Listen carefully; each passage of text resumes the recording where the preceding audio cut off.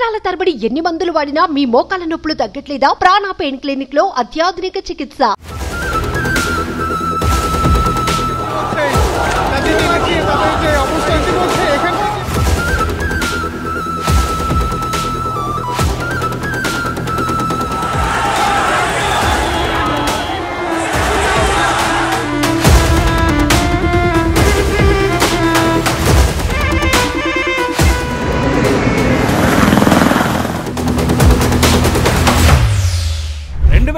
నుంచి బంగ్లాదేశ్ను పాలిస్తున్న ఆ దేశ ప్రధాని షేక్ హసీనాకు ఊహించని పరాభవం. బంగ్లాదేశ్ వ్యవస్థాపక అధ్యక్షుడి కూతురు అయిన షేక్ హసీనా ప్రపంచంలో అత్యంత ఎక్కువ కాలం ప్రభుత్వ అధినేతగా వ్యవహరించిన మహిళగా పేరొందిన షేక్ హసీనా పారిపోయారు. అవును, మీరు విన్నది నిజమే. ప్రాణభయంతో ఆమె దేశం విడిచి పారిపోయారు. ఈ ఏడాది జనవరిలో 4వసారి అధికారం చేపట్టిన ఆమె దేశం విడిచి పారిపోవాల్సిన పరిస్థితి ఎందుకు వచ్చింది? ఉవ్వెత్తున ఎగిసిపడిన నిరసన జ్వాలలకు సొంత సైన్యమే ప్రధానికి డెడ్లైన్ ఎందుకు పెట్టింది? ఆమె పారిపోయి మన ఇండియాకే ఎందుకు వచ్చారు? షేక్ హసీనా పారిపోవడంతో భారత్పై ఎటువంటి ప్రభావం పడబోతోంది? Let's watch this story.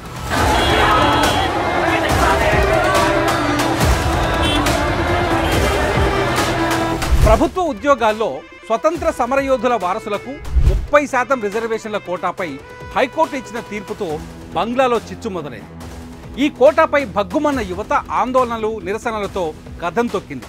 చివరకు ఆందోళనకారులకు, అధికార పార్టీ మద్దతుదారులకు మధ్య ఆదివారం జరిగిన ఘర్షణలు హింసాత్మకంగా మారాయి.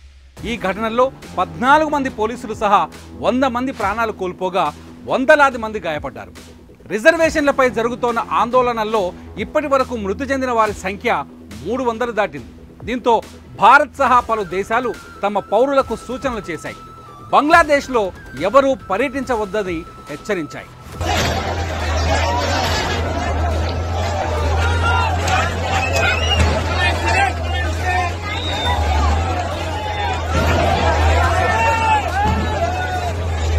బంగ్లాదేశ్లో రిజర్వేషన్లకు వ్యతిరేకంగా గత నెలలో నిరసనలు మొదలు కాగా దేశవ్యాప్తంగా నిరవధిక కర్ఫ్యూను విధించడం ఇదే తొలిసారి. వాట్సాప్, ఫేస్బుక్, ఇన్స్టాగ్రామ్ వంటి సోషల్ మీడియా పైన ఆంక్షలు విధించారు. 4G సేవలను నిలిపేశారు. బంగ్లాదేశ్లో జరుగుతున్న హింసాత్మక ఘటనల నేపథ్యంలో మన కేంద్రం కూడా అప్రమత్తమైంది. బంగ్లాదేశ్లో ఉన్న భారతీయ విద్యార్థులు, పౌరులు తమను సంప్రదించాలని అక్కడ ఉన్న భారత రాయబార కార్యాలయం సూచించింది. ఫోన్ నంబర్లను కూడా అందుబాటులో ఉంచింది. విద్యార్థులు, భారత పౌరులు అందరూ తమతో టచ్లో ఉండాలని భారత అధికారులు విజ్ఞప్తి చేస్తున్నారు. నెల రోజులుగా బంగ్లాదేశ్ వీధులు నిరసనలతో ఘోరెత్తిపోతున్నాయి. ఢాకాలో లాంగ్ మార్చ్కు సిద్ధమవుతున్న నేపథ్యంలో దేశవ్యాప్తంగా నిరవధిక కర్ఫ్యూ విధించిన పరిస్థితి చక్కబడలేదు. ప్రధానమంత్రి పదవి నుంచి షేక్ హసీనా దిగిపోవాలని ఆందోళనకారులు డిమాండ్లతో దద్దరిల్లిపోతోంది ఢాకా. ప్రభుత్వ ఆస్తులు, కార్యాలయాలు ధ్వంసమయ్యాయి. నిరసనకారులు పలు చోట్ల వాహనాలను తగలబెట్టారు. ముఖ్యంగా రాజధాని ఢాకా ప్రాంతంలో అల్లర్లతో అట్టుడుపుతోంది ఆ ప్రదేశం.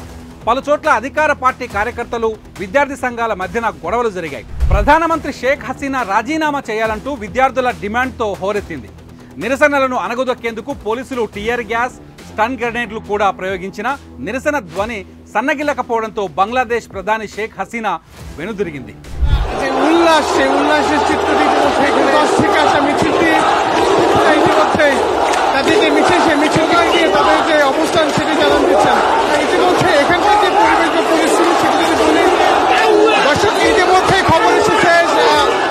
ప్రభుత్వ ఉద్యోగాల్లో స్వాతంత్ర సమరయోధుల వారసులకు 30% రిజర్వేషన్ కోటాను 1972లో తీసుకురాగా 2018లో అధికారంలో ఉన్న షేక్ హసీనా ప్రభుత్వం రద్దు చేసింది.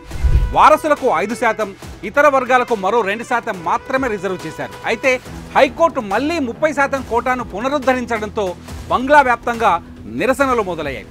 గత నెలలో హైకోర్టు తీర్పు చట్టవిరుద్ధమని బంగ్లా సుప్రీంకోర్టు స్పష్టం చేసింది. స్టే కూడా విధించింది.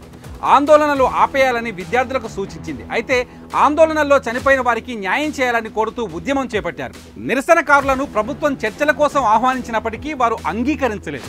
ఇక ఆందోళన చేస్తున్న వారు విద్యార్థులు కాదని బంగ్లాదేశ్ ప్రధాని షేక్ హసీనా ఆరోపించారు. ఇలాంటి వారిని అణిచివేయాలంటూ పిలుపునివ్వడంతో బంగ్లా యూత్ మరింత బగ్గుమంది.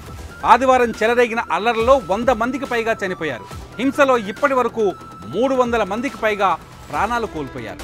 శాంతి భద్రతలు అదుపు తప్పడంతో వెంటనే పదవి నుంచి తప్పుకోవాలని షేక్ హసీనాకు బంగ్లా సైన్యమే డెడ్లైన్ విధించింది. సైన్యం ఇచ్చిన 45 నిమిషాల గడువులోపే ఆమె తన పదవికి రాజీనామా చేశారు. రాజీనామా ప్రకటనకు ముందు షేక్ హసీనా ఢాకా ప్యాలెస్ నుంచి తన సోదరి గణభవన్తో కలిసి సురక్షిత ప్రదేశానికి బయలుదేరినట్లు సమాచారం. బంగ్లాదేశ్ నుంచి పారిపోయిన షేక్ హసీనాకు భారత్లో ఆశ్రయం లభించింది. ఇక్కడే ఆమె సురక్షితంగా ఉండగలననే నమ్మకంతో వచ్చినట్లు తెలుస్తోంది. హసీనా ఢాకా నుంచి అగర్తలాకు పయనమైనట్లు తెలుస్తోంది.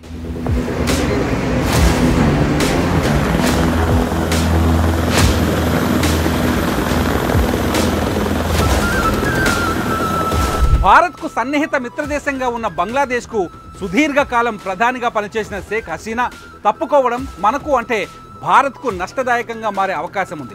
ఎందుకంటే భారత్కు తూర్పున ఉన్న బంగ్లాదేశ్లో ఇప్పటికే పరిస్థితులు శృతిమించుతున్నాయి. అక్కడి నుంచి భారత్కు తీవ్రవాదులు చాలా సులువుగా చొరబడుతున్నారు. వీరిని అదుపు చేసేందుకు హసీనా సర్కార్ ప్రయత్నిస్తూనే ఉంది. అంతలోపే ఆమెకు స్వదేశంలో ఇబ్బందికర పరిస్థితులు ఎదురుకావడంతో పదవి నుంచి తప్పుకున్నారు. భారత్కు అనుకూల నేతగా పేరున్న షేక్ హసీనా బంగ్లాదేశ్ ప్రధాని పదవికి రాజీనామా చేయడంతో ఇప్పుడు ఆ స్థానంలో ఆమె ప్రత్యర్థులు లేదా ఆర్మీ గద్దెనెక్కడం ఖాయం. అదే జరిగితే భారత్తో ఇప్పటి వరకు ఉన్న సన్నిహిత సంబంధాలు కొనసాగే అవకాశాలు తగ్గిపోతాయి. అలాగే భారత్తో ఇప్పటి వరకు బంగ్లాదేశ్కున్న సంబంధాలకు బ్రేక్ పడటం ఖాయం. అలాగే ఇరు దేశాల మధ్య మైత్రికి ఇబ్బందులు తప్పకపోవచ్చని అంచనా వేస్తున్నారు. దీంతో షేక్ హసీనా రాజీనామాపై భారత్ ఎలా స్పందిస్తుందన్నది ఉత్కంఠ నెలకొంది. బంగ్లా పరిస్థితులు ఇప్పటికైనా చక్కబడుతాయా? మనకు బంగ్లాకు ఉన్న సత్సంబంధాలు ఇక మీదట కొనసాగుతాయా? వేచి చూద్దాం.